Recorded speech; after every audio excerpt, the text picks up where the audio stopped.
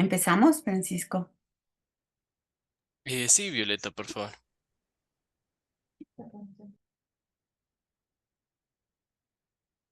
El micrófono.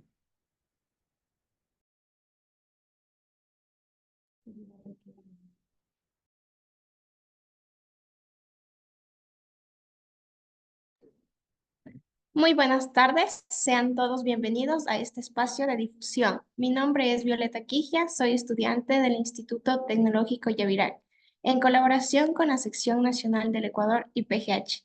Esta tarde los acompañaré como moderadora en la tercera conferencia del ciclo de charlas sobre diferentes temas de historia que han sucedido en los siglos XVII, XVIII y XIX. Este discurso que abordará nuestra expositora tiene por título: ¿Es posible la existencia de un sistema educativo nacional en el Ecuador en la primera mitad del siglo XIX? Sin nada más que decir, le doy la más cordial bienvenida a nuestra expositora, la doctora Guadalupe Soaste, quien es miembro de la Academia Nacional de Historia y miembro de la Comisión Nacional de Historia del IPGH. Con ustedes, mi estimada Guadalupe. Gracias, Violeta. Y buenas tardes con todos. Y bienvenidos pues a esta nueva reunión del día de hoy. Para quienes se están integrando a esta tercera conferencia, quería comunicarles que las dos conferencias anteriores se encuentran en los repositorios de Facebook y de YouTube de la sección nacional del Instituto Panamericano de Historia, de Geografía e Historia, para quienes estén interesados.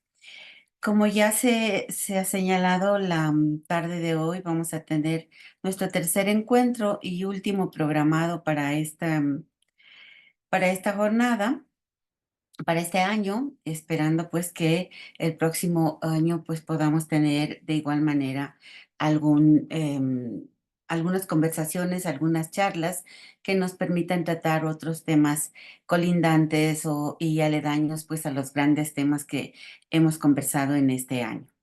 Y ojalá también podamos tener invitados a participar en esas charlas. Para el día de hoy, como ya se ha dicho, el tema es si es posible la existencia de un sistema educativo nacional en el Ecuador de la primera mitad del siglo XVIII. Y la intencionalidad de este día es precisamente responder a esta pregunta desde la perspectiva de presentar pues una reflexión que de alguna manera tome en cuenta, no contradiga ni sea contraria a lo que se ha planteado dentro de lo que es la historiografía nacional, al señalar que los sistemas educativos se han generado no solamente en Ecuador, sino en toda América Latina, en la segunda mitad del siglo XIX sobre todo en las dos últimas décadas del siglo XIX, con la llegada la implantación, más bien dicho, del modelo liberal en estos países.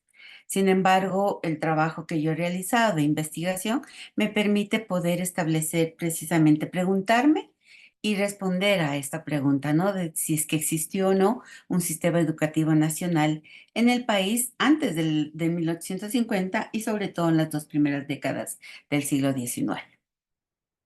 Para esto vamos a empezar planteando algunas premisas respecto de lo que sería desde la historia hablar de educación y del sistema educativo, para luego pues centrarnos en algunos conceptos importantes. El primero, la primera premisa que me gustaría tratar con ustedes es la que está relacionada con el proceso de formación de nuevas repúblicas que se da en Latinoamérica a finales del siglo XVIII y sobre todo durante la primera década del siglo XIX y en parte de la segunda década del siglo XIX, lo que la historiografía nacional e internacional y oficial además ha denominado como el periodo de independencia de estos países de la colonia española. En este proceso de construcción y de constitución de nuevas repúblicas fue importante la incorporación de la educación para desarrollarla institucionalmente, y esto precisamente lo vamos a ver esta tarde.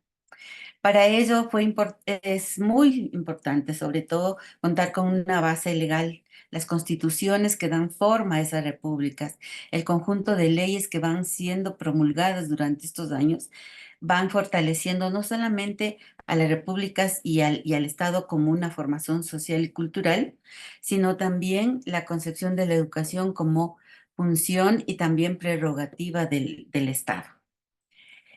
Y esto también y esto tomado desde la perspectiva de ser una distribución de responsabilidades, ¿no? Si la sociedad le da al gobierno la responsabilidad, le delega la responsabilidad de que a través de su ejercicio, de su gobierno y sobre todo de mantener ese poder centralizado y jerarquizado, vaya construyendo pues estructuras y recursos no solamente para la educación, sino para la conformación de la república. Y esto en términos pues de conceptos que dentro de la historia política se conocen como la representatividad. Veamos ahora algunas cuestiones conceptuales que tienen que ver con con el dar respuesta a esta pregunta de si existió o no un sistema educativo en el Ecuador. Importante para poder hablar de si hay o no hay un sistema es haber trabajado el concepto desde la sistematización, desde el concepto de sistematización, el mismo que desde la teoría de investigación y la teoría de análisis nos ha permitido pues revisar procesos, ¿no? Los cambios que se van dando en los procesos históricos para saber cómo en ese proceso los actores, tanto sociales como individuales, van organizándose, van aunándose, van interrelacionando y van de alguna manera también confluyendo en la conformación o los cambios estructurales necesarios. Recuerden que les acabo de señalar que estas dos primeras décadas del siglo XIX son importantes porque se están formando las nuevas repúblicas de Latinoamérica. Entonces, en esos procesos de construcción y de reconstrucción, es importante, resulta muy importante este concepto. La utilización desde la perspectiva teórica del concepto de sistematización permite examinar la existencia, en este caso, pues de cómo el sistema educativo se va conformando un sistema educativo anterior o en los años anteriores a los denominados sistemas educativos nacionales que fueron ya trabajados, que fueron, digamos, de alguna manera también ya sancionados de finales del siglo XIX, ¿no? Porque es, según la historiografía nacional, tradicional, es a finales del siglo XIX que el Estado Nacional se consolida, se conforma y se consolida. Entonces, ahora podemos ver que desde un elemento como es la educación, ya hay ese proceso con anterioridad. En nuestro caso, pues nos ha permitido establecer como un grupo de escuelas que estaban vagamente definidas, aunque no tanto, porque también estaban dentro de un sistema y de una concepción de educación manejada desde la monarquía, desde lo que era la monarquía española del siglo XVIII, que es un tema interesante a ser investigado también, pero se van transformando gradualmente en un sistema más estructurado con instituciones administrativas, las mismas educativas, y que presentan interrelaciones entre ellas, ¿no? De manera funcional. Y esto, pues, y esto corresponde y responde, pues, a ese objetivo de conformar las repúblicas y de tener nuevas sociedades. ¿Cuáles serían los conceptos que nos permitirían determinar a la educación como un sistema? En primer lugar, la racionalización burocrática. Y este es un proceso que sigue pues a la educación como para institucionalizarse a lo largo del tiempo, ¿no? En los años que yo me permito revisar esto, que son más o menos 60 años, entonces uno puede ver cómo desde el inicio del siglo XIX hasta mediados del siglo XIX se va dando ese proceso de constitución burocrática y de racionalización burocrática también, ¿no? Hay también un proceso de centralización de la educación. a través de una legislación, de una reglamentación, de cómo se financia esa educación, de cómo esa educación tiene que instalarse en el territorio, que es lo que se denomina cobertura escolar en la actualidad, pero cómo va la educación penetrando en las diferentes instancias del territorio, ¿no? Y en este caso, pues lo iremos también viendo más adelante. Otro concepto importante que determina la educación como sistema es el proceso de desarrollo del sistema educativo como tal, ¿no? Que iniciando como instrucción pública, pasando a ser una educación elemental, utilizando métodos para la enseñanza, organizando planes de estudio, programas de estudio y logra pues conformar o tener un segmento de la población al cual podemos denominar población escolar, ¿no? Y que está pues vigente desde eh, principios del siglo XIX. En este proceso de concreción de la educación y de la instrucción pública dentro de lo que estamos hablando nosotros del sistema educativo nacional, ¿cuál es la función que le correspondió al Estado? El Estado, visto aquí desde, como les dije hace un momento, como esa formación política, social, económica, que además tiene un gobierno al cual se delegan funciones. Eh, la primera es la de asumir la función educativa. Y esto pues al Estado, y más que al Estado, la República, se convierte en un asunto estratégico, desde la perspectiva de que estamos en un momento histórico en que se está cambiando de modelo político. Se está abandonando el modelo de monarquía a tener un modelo republicano donde todos los procesos políticos van a estar enmarcados dentro de otras funciones como las elecciones, la representatividad, la presencia más clara y definida de los tres poderes, el legislativo, el ejecutivo y el judicial.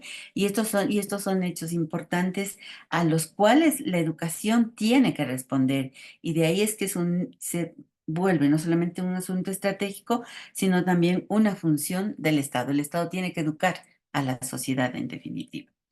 Y como se señala aquí, educar es instruir a la población, no solamente, sobre todo en el conocimiento de la Constitución, de las leyes, de los derechos, de las primeras letras, de las ciencias y de los números, todo lo que va a dar forma a ese nuevo ciudadano, porque aquí estamos viendo que hay un cambio, ¿no? Dentro de lo que es el modelo monárquico, todos éramos súbditos, aunque debo señalar también que en la segunda mitad del siglo XVIII ya se empieza a hablar del ciudadano dentro de lo que es el modelo monárquico em, español.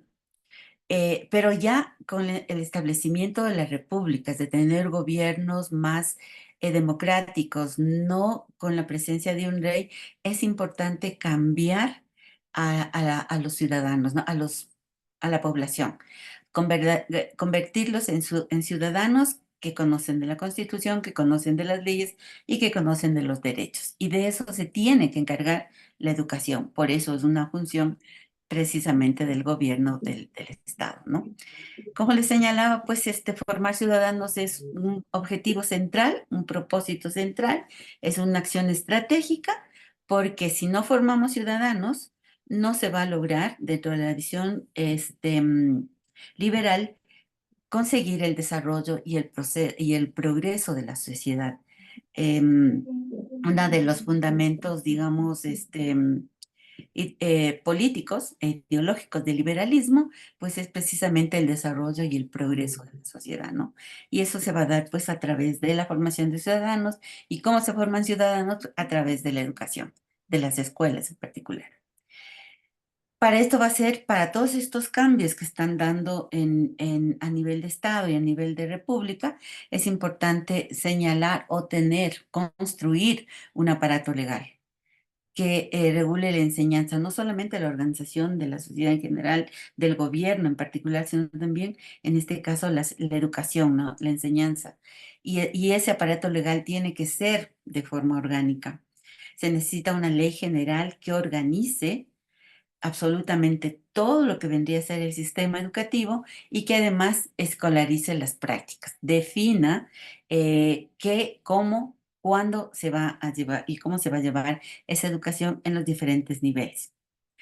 Esto da y esto permite también pues que emerjan nuevos sujetos, no solamente la escuela como institución, la escuela como el espacio donde se va a recibir o donde se va a aprender, donde se van a recibir las enseñanzas, sino también dos sujetos importantes que son el maestro y el escolar, el alumno, ¿no? Al que se va a instruir y a cambiar. ¿Cuáles son o qué elementos podemos identificar más bien dentro de lo que podríamos llamar el sistema educativo para esta primera mitad y sobre todo para las dos primeras décadas del siglo XIX? En primera instancia, como se señalaba también en una de las láminas anteriores, debe existir una estructura burocrática vertical, centralizada.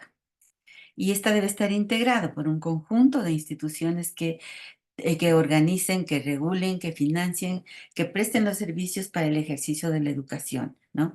Y como acabo de señalar, también una estructura burocrática que tenga por detrás un respaldo legal, unas leyes que le den estructura y vida y que definan cómo va a ser su ejercicio. Otro elemento importante dentro de esto van a ser las instituciones que colaboren, que formen parte del sistema.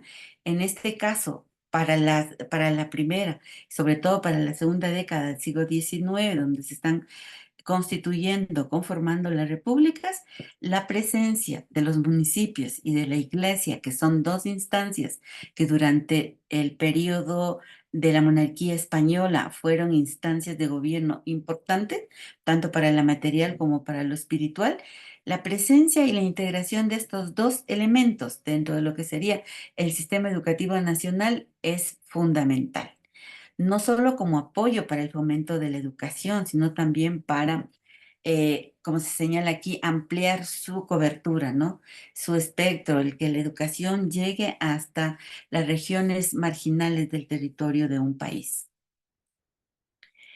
El maestro va a ser clave y fundamental como funcionario que le corresponde pues no solamente representar la voluntad del Estado, del gobierno, en este caso también de la República en la tarea educadora, porque va a ser el maestro el que se encargue en esta primera, recuerden siempre estamos ubicados hasta el momento en las dos primeras, en la segunda y en la tercera década del siglo XIX, donde estamos cambiando de mentalidad. Estamos cambiando de forma de organizar la sociedad y entonces desde esta perspectiva el maestro va a ser una pieza clave en estos cambios. La escuela va a ser la institución que no solamente es el último eslabón de una cadena compleja de este sistema educativo, sino también va a ser el sitio en el cual se reciban todos los conocimientos que van a permitir dar una vuelta y una mirada distinta a lo que va a ser la educación y lo que va a ser también la sociedad en esta segunda mitad del siglo XIX. Aquí lo importante también es señalar que la escuela, que la escuela como concepto va a ser el mecanismo a través del cual se implementen los cambios o la formación de ciudadanos o la instrucción educativa para los niños y jóvenes, sobre todo para los niños. Lo que quiero dejar claro aquí es que cuando hablo de escuela, no es la concepción que tenemos de escuela para finales del siglo XIX o para el siglo XX, ¿no? Que además es un concepto, una concepción más bien dicho que la hemos vivido, que es aulas, patio, canchas. Esa escuela no es en estos primeros años. Aquí la escuela más bien es un concepto que recoge prácticas que recoge ciertas formas de poner a la educación en funcionamiento.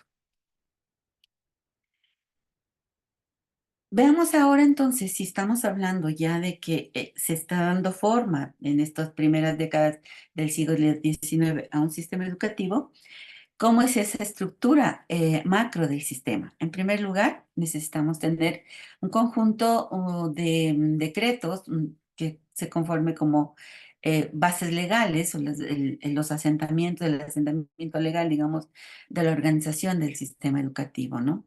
De los sistemas en general y del sistema educativo en particular. De tal manera que para la primera mitad, perdón, la segunda década del siglo XIX, ya en lo que se ha conformado como la República de Colombia, y que la República de Colombia va a estar integrada por Venezuela, eh, Cundinamarca o lo que sería ahora Colombia, y Quito o Ecuador, lo que es ahora pues Ecuador. Esas tres instancias van a estar conformando la República de Colombia en este nuevo proyecto político que se inaugura en 1819, ¿no?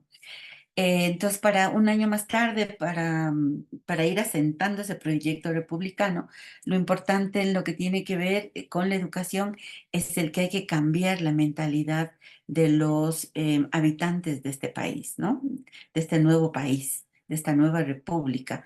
Es decir, conseguir que quienes eran súbditos de la corona española se vuelvan ciudadanos de una república. Y para eso, pues, lo importante es el pensar, empezar a pensar cómo se va a organizar en primera instancia la educación, ¿no? Por eso pongo yo aquí las bases legales de la organización del sistema, que en este caso es del sistema educativo, y que se empieza a dar a través de varios decretos, ¿no? Decretos que a partir de 1820 van a poner en juego a varias de las instancias de gobierno que se están organizando en la República de Colombia, ¿no? Entonces vamos a contar con los gobernadores, los jueces políticos o los párrocos de los pueblos, sobre todo los pueblos de indígenas o de indios, como los elementos importantes de la organización de ese sistema educativo, de ese sistema nacional, ¿no? Van a ser también importantes los cabildos municipales que existían antes, pues, durante el periodo de los Borbones, durante el periodo monárquico. Y luego, pues, van a ser para la fundación de escuelas que se van a empezar fundando en las capitales de provincia, importante el nombramiento de sus directores de escuelas. Para 1825, ya más organizado, más asentado la República de Colombia, ya con una constitución sancionada y aprobada, con una serie de leyes que van dando forma a este nuevo espacio político, ya en lo que tiene que ver en la educación, ya se nombran juntas de provincia para conseguir rentas y para el monitoreo de la conformación de escuelas en este espacio, ¿no? De tal manera que para 1826 ya se logra reunir en una estructura organizacional la Ley de Educación de 1826, todo el conjunto de decretos y de leyes pequeñas que se han ido dando en los años anteriores, desde 1820 hasta el 25, en relación con la educación. En 1826 ya se genera la ley orgánica de 1826, ya genera dentro de lo que es la estructura del aparato de gobierno de la República de Colombia una Dirección General de Instrucción Pública. Hagamos de un símil como que fuera el Ministerio de Educación Pública de ahora, ¿no? Esta Dirección General de Instrucción Pública estaba compuesta por subdirecciones de estudios departamentales que estaban establecidas estas subdirecciones en las capitales de los departamentos y en las ciudades que fueran necesarias si el departamento tuviera más población que la normal, ¿no? Que la especificada en la Constitución. De tal manera que para el Departamento del Ecuador, pues le correspondió una subdirección de estudios, ¿no? Que se encargaba de los estudios de las tres provincias que existían, la de Quito, la de Guayaquil y la de Cuenca. Otro elemento importante dentro de esta estructura organizacional fueron las juntas curadoras de niños y niñas, que vinculados a las subdirecciones de estudios tenían que estar presentes en cada uno de los departamentos y que funcionaban como las instancias que determinaban la creación de escuelas en toda la República. En estos años, cuando yo me refiero a República, me refiero siempre a la República de Colombia.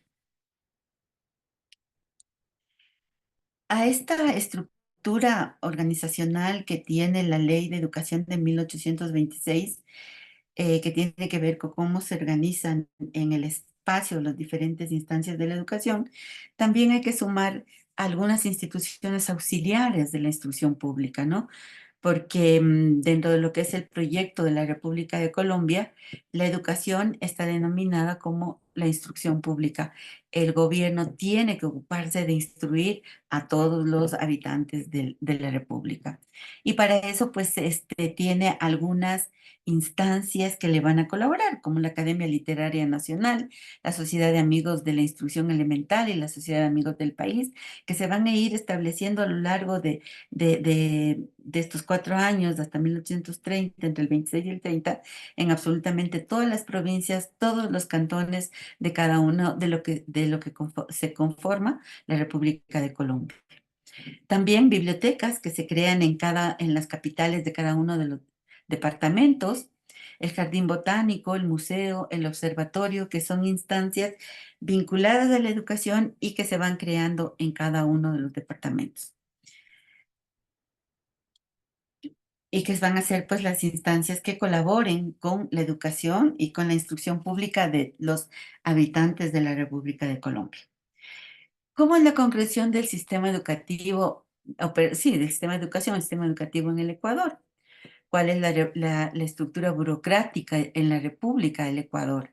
Y cuando hago este señalamiento de la República del Ecuador, me estoy refiriendo a 1835, cuando el Ecuador, que era un estado dentro de la República de Colombia, se separa de la República de Colombia y se convierte en República del Ecuador. A partir de 1835, ya como República del Ecuador, va a existir aquí en nuestro país una Dirección General de Estudios, una Dirección General de Instrucción Pública, un inspector de estudios, un colector de rentas, una dirección, ya en el 38 la dirección. A partir de 1835, sobre la base que se estructura, sobre la base de la ley de 1826 que se estructuró la educación para toda la República de Colombia y cómo cada uno de los departamentos iba a formar parte de esa estructura grande, lo que le correspondió al Departamento del Sur, que era el Departamento del Ecuador y que ahora pasa a ser la República de Colombia, perdón, la República del Ecuador. Entonces, esa estructura educativa le permite a esta nueva república pues organizarse al interior en las diferentes instancias que van a formar parte del sistema educativo. Y así vamos a tener, por ejemplo, desde el 35 hasta el 39, cómo esa Dirección General de Estudios pasa en el 39 a ser Dirección General de Instrucción Pública establecida en la República. Las subdirecciones de instrucción pública, sé que van a estar establecidas en todas y cada una de las provincias que conforman en la República del Ecuador para el 39.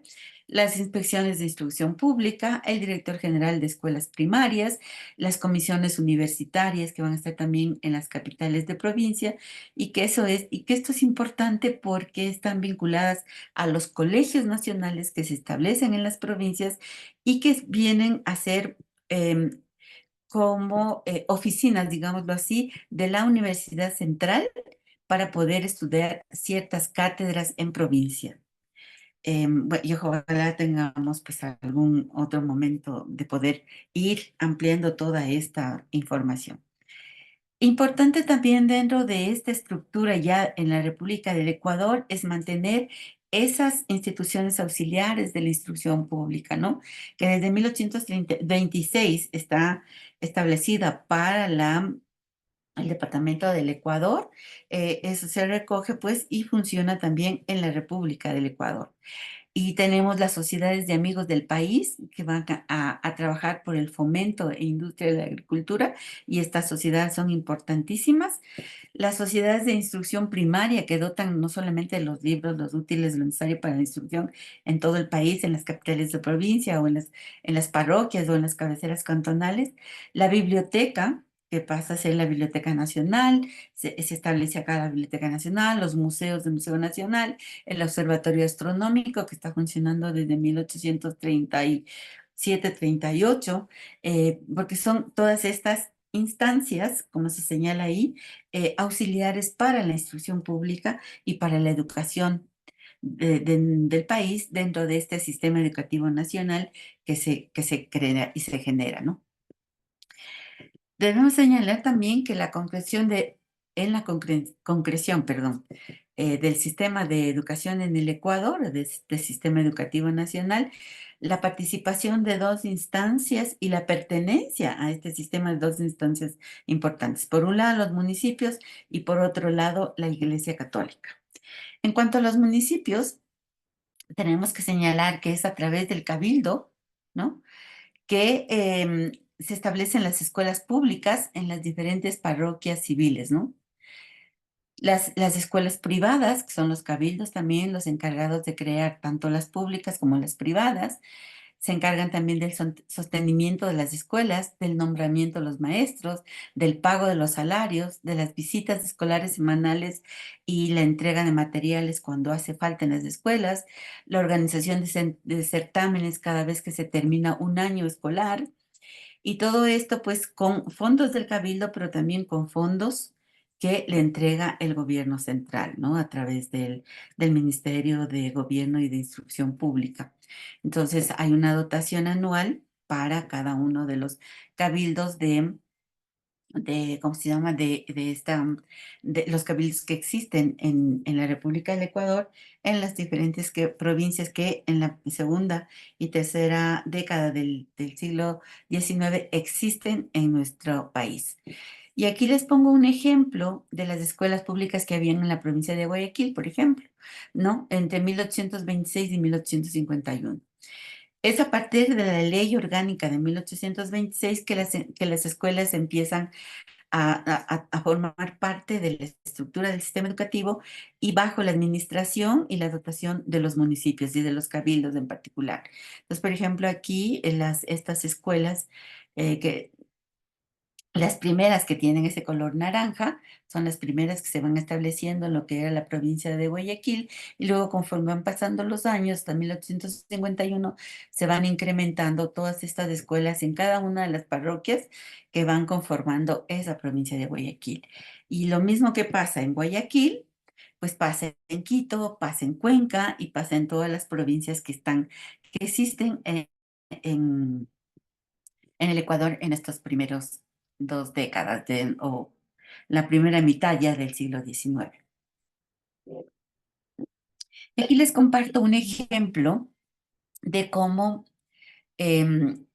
los cantones, los municipios de las diferentes provincias de nuestro país entre 1835 y 1860, que es el periodo que más o menos yo estudio, van financiando el sostenimiento de las escuelas, ¿no? Tanto de niñas como de niños, como también escuelas privadas, escuelas públicas y las escuelas de adultos, que bueno, en este caso no lo vamos a poder ver más detallado todo esto, quizás el próximo año en otra conferencia, y que es importante conocer que dentro de lo que fue la concepción de la Ley Orgánica de 1826, hay toda una estructura que tiene que ver con todos quienes forman parte de la sociedad y que tienen que ser cambiados de súbditos a ciudadanos. Entonces, de ahí es que ingresan en esta política no solamente los niños en edad escolar, es decir, entre los 7, 8 años hasta los 12, 15, y después desde los 15 hasta los 18, 20 años, sino también los adultos que no aprendieron a leer y escribir. Por eso pues ya lo podremos ver. En todo caso, aquí podemos ver cómo la municipalidad, el Cabildo de Guayaquil, paga los sueldos, sobre todo de los profesores de las escuelas que están a su cargo, ¿no? Tanto para niños como de niños, tanto en la zona urbana como en la zona rural aledaña a Guayaquil. Como les señalaba, pues la participación de los municipios y la iglesia en la conformación del sistema educativo nacional y sobre todo en la concreción, en la educación, en la práctica educativa fue importante, ¿no? La iglesia a través de las diócesis para la segunda década del siglo XIX hay una sola diócesis, la de Quito. Posteriormente se va a crear la de Cuenca y la de Guayaquil, pero a través de la diócesis de Quito se van a generar escuelas en las parroquias urbanas y rurales, en las parroquias eclesiásticas, porque el municipio, como les señalaba, se encarga de las parroquias civiles. En este caso, y lo que es importante decir es que todo el personal de las escuelas, todas las escuelas que están vinculadas a la iglesia, a la diócesis, son escuelas públicas parroquiales y también son urbanas y rurales, porque se establecen en las parroquias eclesiásticas, religiosas, digámoslo así, de las ciudades y de los pueblos, ¿no? De los cantones y de los pueblos. El sostenimiento maestros, del pago de los salarios, los materiales, la organización de visitas y certámenes está a cargo del Estado, a cargo del gobierno. Tanto es así que los sacerdotes, que son los primeros maestros de estas escuelas eclesiásticas, van a formar parte del, del conglomerado, digámoslo así, de profesores, de docentes. Y aquí tenemos un ejemplo de las escuelas públicas administradas por la Iglesia entre 1849 y 1853. Como ustedes ven, para estos años ya hay tres diócesis en el país, la de Quito, la de Cuenca y la de Guayaquil. Entonces, tenemos una escuela en Quito, una escuela en Cuenca y una escuela en Guayaquil, ¿no? Pero por provincias hay todas estas escuelas, tanto de religiosas como de religiosos, porque hay que señalar que la educación, tanto de niños como de niñas, pues estuvo presente desde el primer momento en la educación, ¿no? Tanto pública como en esta educación, también pública, que se la mal denominada privada porque estaba en manos de la iglesia, pero no es privada, es también pública, solo que está administrada por la Iglesia Católica. Entonces, en cada una de las parroquias eclesiásticas que existen en las diferentes ciudades, hay un número de escuelas. Y como les señalaba hace un momento, la escuela, hay que entender aquí, por el método que lo vamos a ver más adelante, la escuela no es ese edificio que conocemos nosotros, es decir, aulas con un patio central, con canchas, no. La escuela puede ser simplemente un cuarto grande donde entren hasta 30 sillas, 30 mesas y con paredes que se puedan distribuir los diferentes carteles que van a servir para la educación. Entonces, la concepción de escuela aquí no es la que tenemos nosotros ni la que se generó en la segunda mitad del siglo XIX. La participación de la iglesia, como les vengo diciendo, pues es a través del Estado y del manejo del gobierno, porque van a ser los sacerdotes y las religiosas las que estén formando parte em, ay caramba, los que están formando parte del cuadro de docentes. Tanto en las tres diócesis como en las diferentes provincias, ¿no? De ahí es que podemos hablar que hay una cobertura de la educación por parte de la iglesia, como por parte de los municipios y de la estructura civil, digámoslo así, de cantones y parroquias manejadas desde el Ministerio de Gobierno e Instrucción Pública, que permite pues hablar de una cobertura casi total en todas y cada una de las provincias del país, ¿no? Entonces, esa idea de desolación, de falta de educación, de falta de profesores que se ha manejado dentro de lo que es la historia oficial, se empieza a desdibujar cuando uno empieza a trabajar las fuentes con mayor profundidad, de tales que todo que podemos hablar de un sistema educativo y podemos hablar de sistemas de formación de maestros, también como de organización de los planes y los programas de estudio. Aquí en estos cuadros que les he puesto como referencia, pues podemos ver cuántos religiosos, vamos, existían en el Ecuador como docentes, son docentes.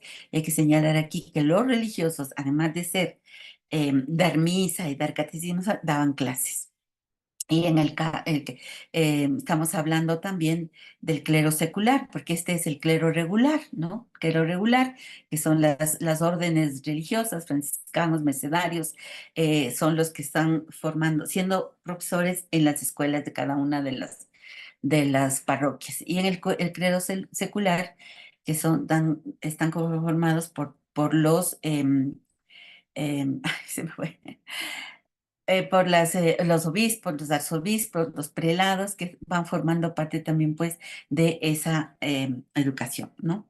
Y hay que decir que lo del clero secular sobre todo, a ver, voy a regresar, caramba, este clero secular sobre todo está vinculado a la educación en los colegios y en los seminarios, ¿no? Que son para este tiempo digamos, lo que ahora podríamos denominar como un preuniversitario.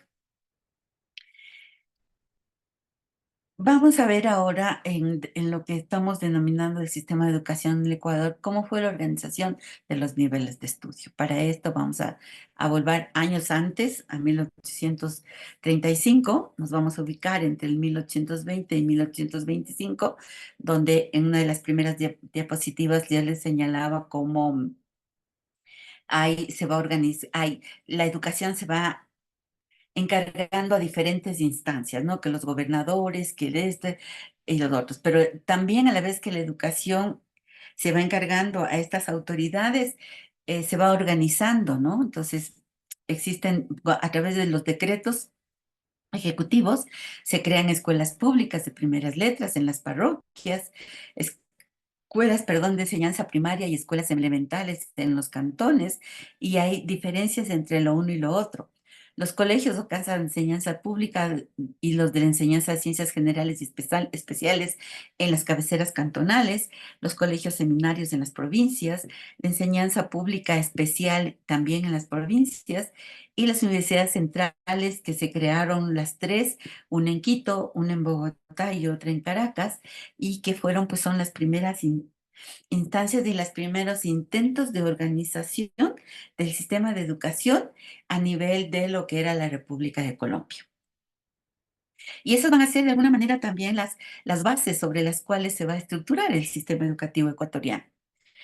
Y ya la ley de 1826 que organiza todo esto a nivel de la República de Colombia establece tres niveles. El primero conformado por las escuelas de enseñanza pública y elemental, que son escuelas primarias o de primeras letras y que se establecen en absolutamente todas las parroquias de la República. Y se recuerda en el cuadrito anterior, unas manejadas por los municipios y otras manejadas por la iglesia. Las escuelas de segunda enseñanza o elemental, que quedan establecidas en las cabeceras de cantón y en los circuitos cantonales o parroquiales que se conformen entre 1825, 24, que es la ley de división territorial, en las diferentes espacios del territorio colombiano aquí, ¿no? Y por ende también pues, ecuatoriano. Y el segundo nivel que está conformado por los colegios nacionales o casas de educación, que en realidad, o los seminarios conciliares que dependen de los prelados eclesiásticos y que se establecen en las provincias. Y como les señalaba hace un momento, estos colegios nacionales y los seminarios conciliares van a ser las instancias educativas que recojan ciertas materias, ciertos estudios que se realizan en la universidad para como prepararles, ¿no? Irles preparando en el territorio, digamos así, y luego pues vayan a rendir exámenes a las universidades y puedan obtener su título profesional, que básicamente van a ser abogados, este, sacerdotes en los seminarios y médicos. Son las tres profesiones fundamentales que existen en esta época. La organización del sistema de educación ecuatoriana ya dentro de lo que es la República de Colombia se va a dar a partir de 1835, porque aquí lo que hay que señalar es que hasta el 1834 el Ecuador tiene una vida pública, digamos así, política, un tanto indefinida, porque desde el 1830, en el que se declara Estado perteneciente a la República de Colombia, en un intento de definir a la República de Colombia ya no como República Central, sino como República Federal, y que entonces confedera a tres estados, el de Cundinamarca, el de Venezuela y el del Ecuador. Entonces, es así como empezaría la vida. El Ecuador, ¿no? La vida pública semi-autónoma, digámoslo así, pero que en el interior, pues todas sus instancias siguen respondiendo a esa organización central que está en Bogotá. Pero ya a partir de 1835, cuando Rocafuerte organiza la Convención del 35 y se establece la República del Ecuador con la Constitución de 1835 que da vida a esta nueva instancia política, entonces obviamente ya no pertenecemos más a la República de Colombia y empezamos pues a tener vida en solitario, digamos. Son años en que también los otros países, las otras repúblicas de América y del mundo reconocen al Ecuador como república, pues sí, ya no vinculado a Colombia. El sistema educativo de la República obviamente va a recoger varios de los elementos que quedaron establecidos en 1826 y que siguieron funcionando entre el 26 y el 35, dando fuerza al sistema educativo nacional colombiano y que ahora vas a ser el sistema educativo nacional ecuatoriano. Entonces, pero acá definido de alguna manera en cuatro niveles, ¿no? El primero van a estar las escuelas de primeras letras de niños y niñas, y cuando hablo aquí de niños y niñas establecidos en las parroquias, también están incluidos los indígenas. El segundo nivel, las casas de enseñanza pública, que se establecen en las cabeceras de cantones y los circuitos, y que son escuelas que están dedicadas a la formación profesional, lo que diríamos ahora una formación técnica, tanto para niñas para señoritas sería como para jóvenes, ¿no?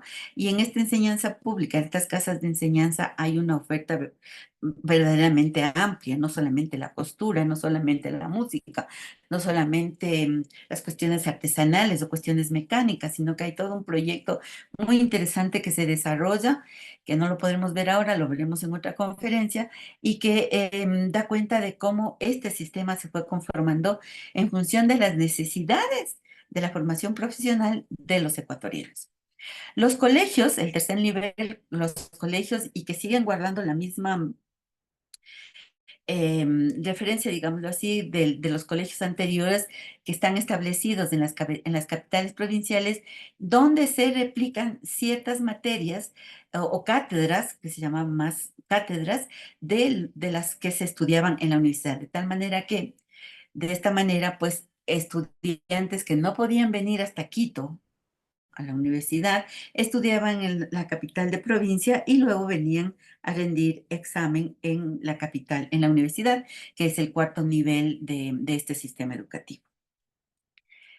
¿Cómo se dieron al interior de estos niveles de la organización de los niveles de estudio?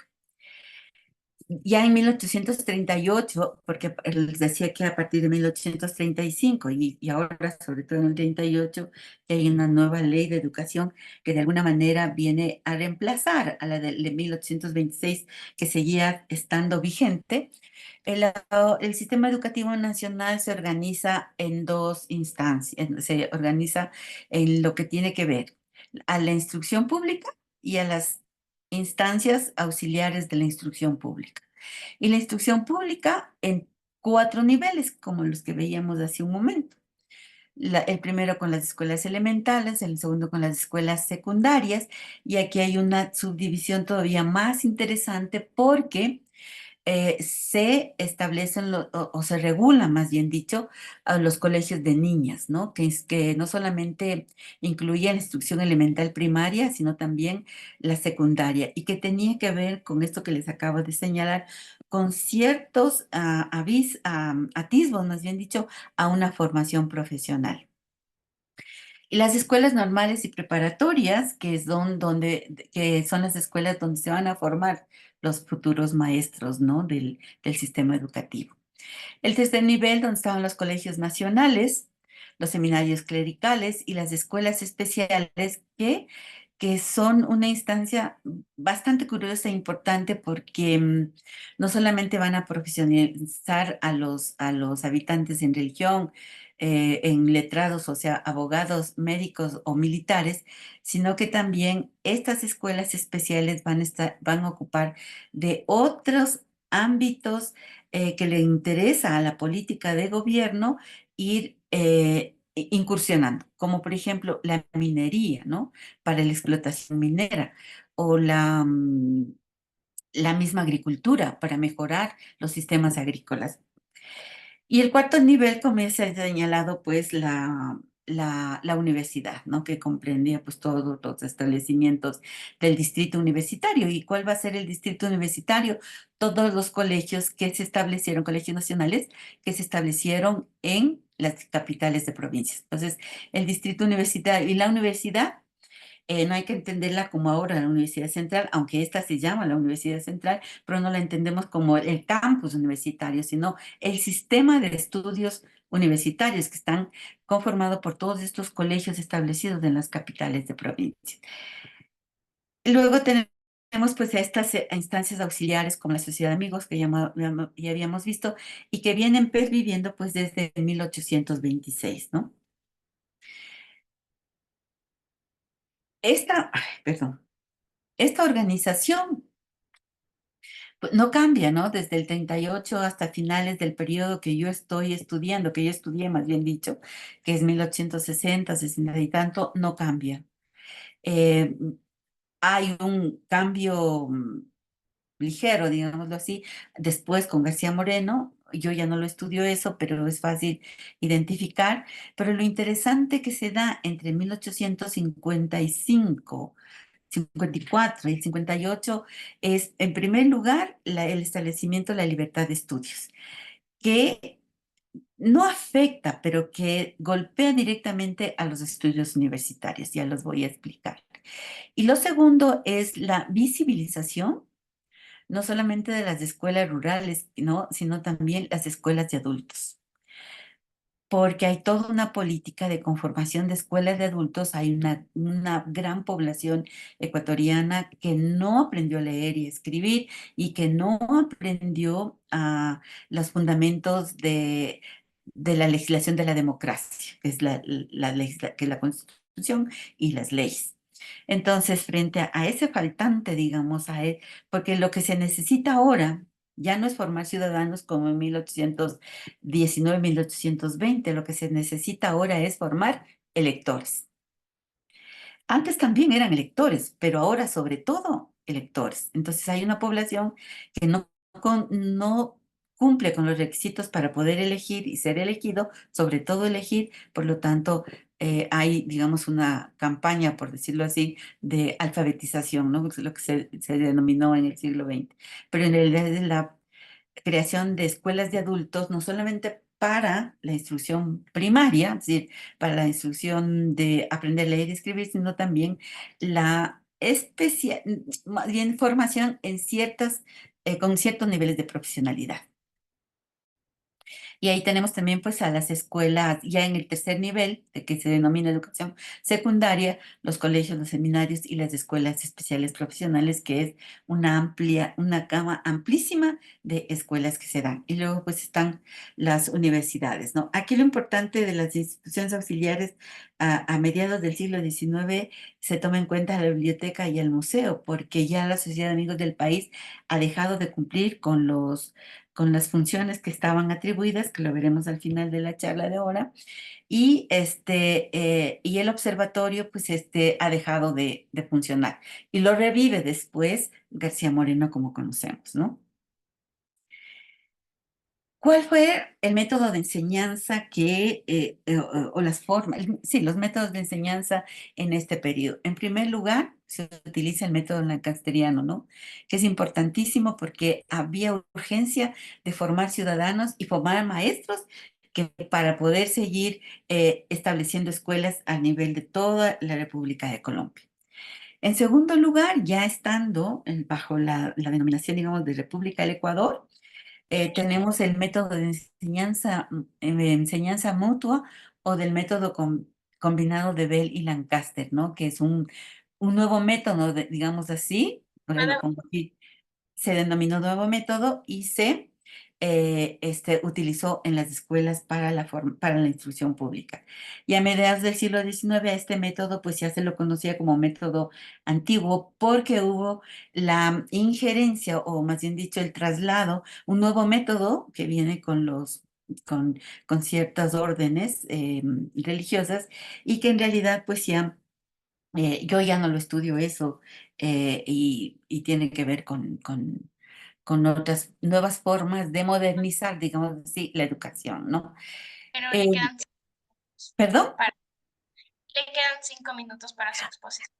Listo, listo. Entonces voy a avanzar lo más rápido posible, aunque ya voy acabando. La escolaridad, bueno, aquí tengo yo una tabla que quería, que les puse como es intencionalmente, porque es 1841 donde la historiografía nacional oficial que habla de educación señala a esta época que está gobernando Rocafuerte, a la única época en la que hay el mayor número de escuelas, se fundan las escuelas cuando en realidad estas 4.985 escuelas de toda perdón, estudiantes de 170 escuelas en toda la República son las que vienen funcionando desde 1826 prácticamente, ¿no? Bueno, los materiales de enseñanza para la instrucción primaria, catecismos, cartillas, compendios, cuadernos. Para los manuales, discursos y textos se utilizaron más en los colegios y en la educación universitaria. Y luego, pues ya lo último, que esto es lo final. Las juntas curadoras, que fueron instancias importantísimas tanto durante el periodo de educación de la República de Colombia como en la República del Ecuador, porque fueron instancias de fomento sociales desde la sociedad y que tenían la obligación, por decirlo así, de velar por la educación de los niños, de las mujeres, de los adultos, a través de las sociedades de amigos del país, en conjunción con los municipios, con la iglesia y con el gobierno. Estas juntas estaban formadas por ciudadanos representativos de la localidad y eran electos en elección pública por sus congéneres, sus vecinos. Son nombrados, como digo ahí, pues por elección popular y lo recoge el municipio, forman parte de los cabildos y estuvieron ubicadas en las ciudades, en las villas, en las parroquias, de tal manera que fue la forma como el gobierno centralizó y controló que la educación se vaya llevando a cabo y se establezcan escuelas en cada una de todas las parroquias del territorio. Mantuvieron relación con el gobierno directa y también con los consejos municipales. Como les acabo de señalar, pues formaron parte de los cabildos porque tenían que estar atentos a cuándo iban a hacer las visitas, cómo se iban a hacer, qué materiales se necesitaban, si estaban enviando o no los materiales a las escuelas. Bueno, gracias y eso es todo por hoy. Ahora sí, pues quedo sometida a las preguntas o a las inquietudes que tengan nuestros asistentes. Mi apreciada Guadalupe, le agradecemos por esta interesante presentación del ciclo de charlas. Queremos invitarle al público para que formule sus preguntas y sus saludos, las cuales pueden dejarla en el chat o levantando la mano.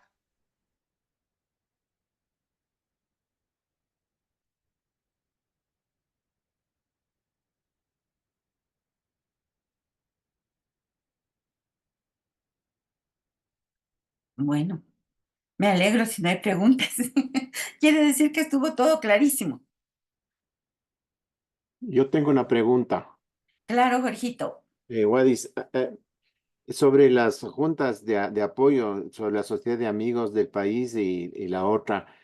eh, ¿Se puede decir que realmente fueron efectivas su colaboración o más fue una especie de figuración social con respecto a a la obligación que tenían? Porque realmente para muchos de nosotros, tú acabas de compartir con nosotros, es una novedad, ¿no? Porque hasta la Sociedad de Amigos del País de la época de Ilustración, de época de espejo, es la que más hemos conocido, pero en la que tú acabas de compartir, se conoce poco, por eso es mi pregunta, ¿realmente fueron efectivas? ¿Hubo algún personaje o algunos personajes de que se destacaron, ya sea en una región o en una ciudad, como dinamizadores de esto? Gracias, Jorgito. Y claro que sí, y son juntas, las sociedades de amigos del país sobre todo, tienen su origen a finales del siglo XVIII y son las sociedades de connotación política, porque es donde se empiezan a estudiar todo lo que es la ideología liberal o los textos liberales y sobre todo los derechos del hombre y el ciudadano. Y es a través de estas sociedades y de las escuelas patrióticas que se fundan en la segunda mitad del siglo XVIII que se empieza a dar a conocer toda esta nueva ideología, ¿no? Y que son los primeros pasos, digamos, para cambiar esa mentalidad de súbditos a ciudadanos. Entonces, esa misma modalidad es la que se recoge a partir de 1820 porque van a ser los representantes. Recordemos que ya a finales del siglo XVIII también se implementa en estas regiones dos conceptos que son importantes, el de representación y el de participación. Es decir, empiezan a ver las elecciones, ¿no? Entonces, ya en las ciudades empiezan a elegir a sus representantes al cabildo.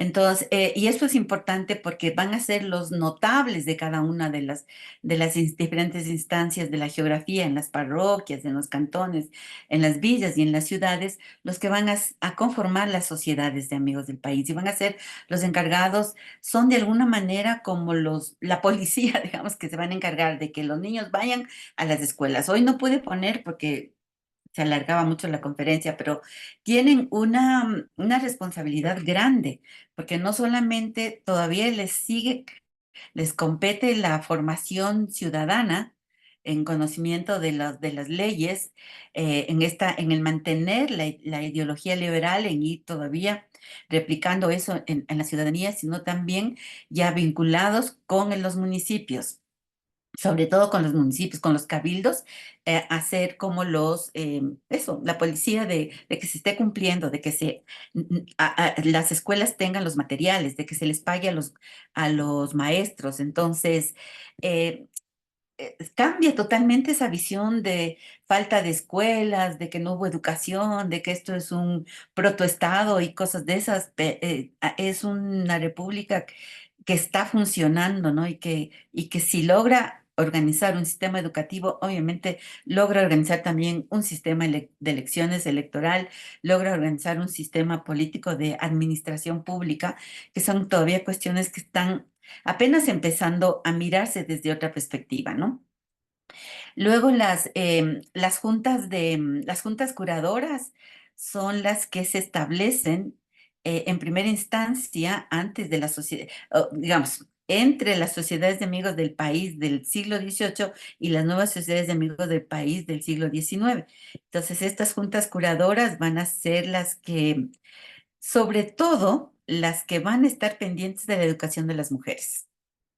Y eso es un hecho, y eso es una cuestión importante, ¿no? Porque también en la historiografía nacional oficial se ha dicho que las mujeres fueron olvidadas de la educación y no hay tal.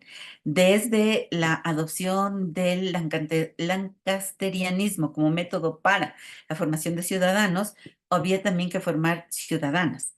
Y ese es todo un compendio de cómo se debe organizar un sistema educativo, de cómo se debe organizar a la población para la instrucción pública, o sea, obviamente se prevé, por ejemplo, la instrucción pública para los indígenas, que son los que están en el campo, por lo tanto se tiene que fomentar la agricultura Entonces, hay toda una propuesta ideológica, además, interesante, ¿no? La formación de los profesionales, es una cuestión bien interesante. No les ha podido hablar hoy porque es muy largo y, bueno, pues planearemos para el próximo año hacer varias conferencias. Entonces, la existencia de esas sociedades de amigos del país y de las juntas son instancias que yo diría que hasta ahora existen en nuestro país. Porque, por ejemplo, en los municipios rurales existe la Junta de Aguas, la Junta de esto, que son reminiscencias a todas estas juntas que son organizaciones de la sociedad para velar que se cumpla con la ley. Así de simple lo diría ahorita, ¿no? Y, y las juntas curadoras, esas sí desaparecen ya a finales, finales de la primera mitad del siglo XIX. Creo que algunas quedan todavía en la segunda mitad del siglo XIX, pero porque ya el sistema está más estructurado, sobre todo la parte de la organización administrativa de la educación está más estructurada. Entonces ya estas instancias supletorias, digamos, que aparecen desde la sociedad ya pierden sentido. No sé si quedó claro, Jorgito. Muchas gracias, te agradezco mucho, muy bien. Gracias. Querida Wadis, yo también tengo una preguntita. Soy Ahmed. Perdón, estoy con la Ahmed, cámara ¿cómo apagada, no estoy estás? por ahí me ve. Bien, gracias, qué gusto saludarle. Muchas gracias Qué por su gusto conferencia. también. Muy interesante, sobre todo para el mapeo tan amplio que hace hasta un periodo que yo ya no conozco ni estudio, pero que veo que hay muchas conexiones con lo que yo todavía hago. Sí, Nada, solo un comentario que se complementa con lo que usted acaba de decir y que responde también a lo doctor Moreno, es porque en el periodo del trienio liberal, en la monarquía se dispone en en la monarquía. 820 que se establezca sociedades económicas de amigos del país, oficialmente. Entonces, en 820 empiezan a proliferar, sobre todo en la península. Quedaría a confirmar si en América llegó a pasar, pero el decreto era Sí, que también, sí, no sé si en Quito, si no recuerdo mal, era en cada cabecera de partido que debería sí. haber una sociedad. Insisto, no sé si en Quito, usted no sé si lo sepa, pero yo Claro no que sé, no sí, he llegado a ver. Y claro que otra cosa que vi sí. también en documentos es que se propone el establecimiento ¿cómo se llaman? De instituciones o de escuelas de primera instrucción para niños y niñas. Y eso sí lo he visto, porque en Cuenca sí se establece en el 821 eso. Entonces, con eso conecto con mi pregunta, y que es Sí. más, comentario, pregunta igual. Porque esto no sé si tiene que ver con Lancaster necesariamente, no sé si la escuela lancasteriana ya ha influenciado a los gaditanos y a los exaltados, y eso como primera pregunta. Y como segunda, si es que cuando Rocafuerte asume como presidente, radicaliza la propuesta, porque el Rocafuerte cuando está en México, bueno, en Londres primero y luego en México, es uno de los principales promotores de de la escuela lancasteriana. En México es fundamental para hacerlo. Y su estancia en México coincide con la aplicación de la escuela lancasteriana. Me surge la duda de si él ya, como presidente, profundiza esto o simplemente ya estaba bien establecida desde el 26. Claro que sí. Mira, me has dado, me abres la puerta para un montón de cosas. Lo primero, las sociedades de amigos del país, que se establecen a finales del siglo XVIII, ya también por mandato de la monarquía, Sí, sí, que claro. son las que están dando forma a las juntas de gobierno, ¿ya? Y son las sociedades donde se empieza a estudiar los derechos del hombre y el ciudadano precisamente para este cambio de modelo que se da en la península de monarquía, monarquía constitucional, que se va dando todo el siglo XVIII y sobre todo a finales del siglo XVIII. Entonces, esas son ya unas instancias que, sí, como tú bien lo dices, se los recoge en 1820, que aquí algo importantísimo que acaba de señalar Ahmed es que y que eso lo tendremos que estudiar, es que entre 1800, en 1820, pero antes también, durante el periodo, digamos, 1819, desde que se forma la República de Colombia, 1820, en estos territorios conviven dos gobiernos, la monarquía y la república. Y de ahí son todas estas pugnas que se dan internas, por ejemplo, acá entre montufaristas y sanchistas, ¿no? Porque son los que quieren república, los que quieren mantener con la monarquía y la monarquía constitucional. El trabajo tuyo que lo estoy leyendo me gusta porque es una de los vacíos y las dudas que yo tenía, porque decía, a ver, ¿cómo es esto? Cuando uno se enfrenta a la documentación y entonces se encuentra documentos generados que vienen desde España y documentos generados acá, pero que están hablando de lo mismo, pero son dos modelos distintos, ¿no? Y eso es bien interesante poderlo desentramar, sería bien bonito hacerlo eso, ¿no? Y luego, pues, se retoma así lo de las sociedades de amigos del país, precisamente porque hay que seguir fundamentando el liberalismo, la ideología liberal. Y esas son las instancias que dieron un éxito total. Lo de Lancaster, Bolívar le trae a Lancaster desde Inglaterra acá para que establezca aquí esta, ¿no?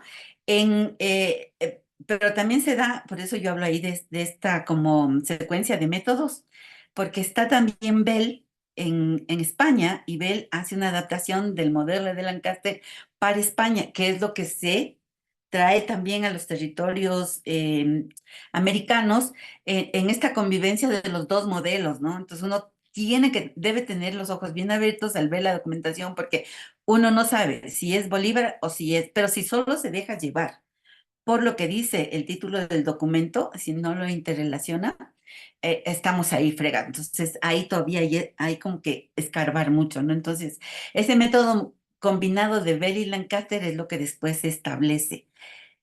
Y se deja de lado el método solo de Lancaster, ¿no? Que dura hasta 1830. Yo creo que el método combinado lo establece Rocafuerte o un poquito antes, pero bueno, pero Rocafuerte no se deshace, digamos, del modelo porque le está dando resultados, se están incrementando las escuelas, los profesores, los normales se han incrementado, las escuelas normales se han incrementado también y se está ampliando la cobertura de la educación.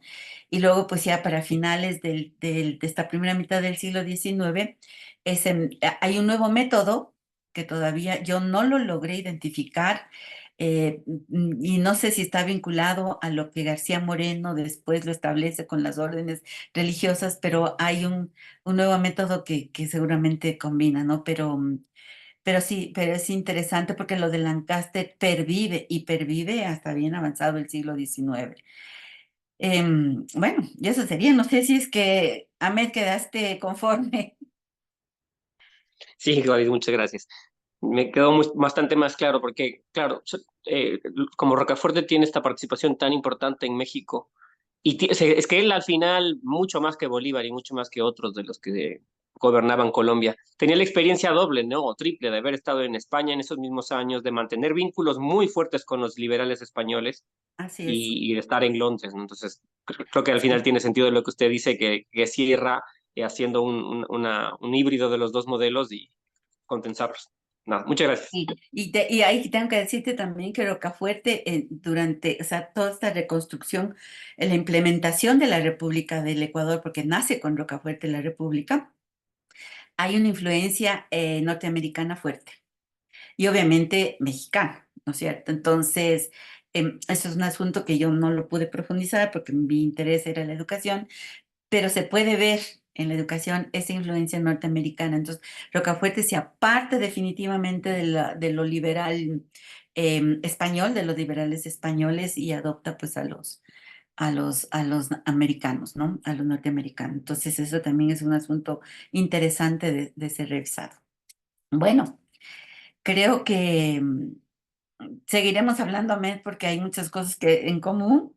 Me alegra mucho y gracias por tu asistencia. Gracias a todos quienes también se sumaron a esta conferencia y bueno, y espero que nos podamos ver el próximo año. No sé si Francisco o sí.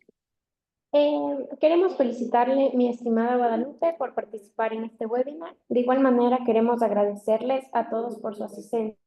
Por favor, les pedimos de manera muy comedida que encienda sus cámaras para tomar una captura de pantalla para evidenciar su asistencia. Por favor. Ya salieron algunos, pero bueno.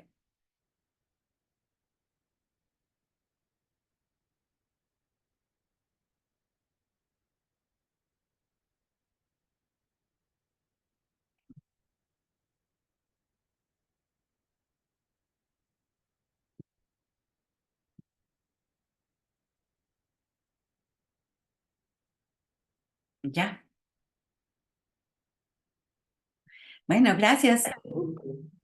Queremos recordarle que este webinar está siendo retransmitido por nuestra red social Facebook o lo pueden visualizar en nuestro canal de YouTube que nos encuentran como la Sección Nacional del Ecuador, para que estén atentos a estos u otros webinars que serán transmitidos en este año 2024. Muchas gracias. Gracias. Adiós.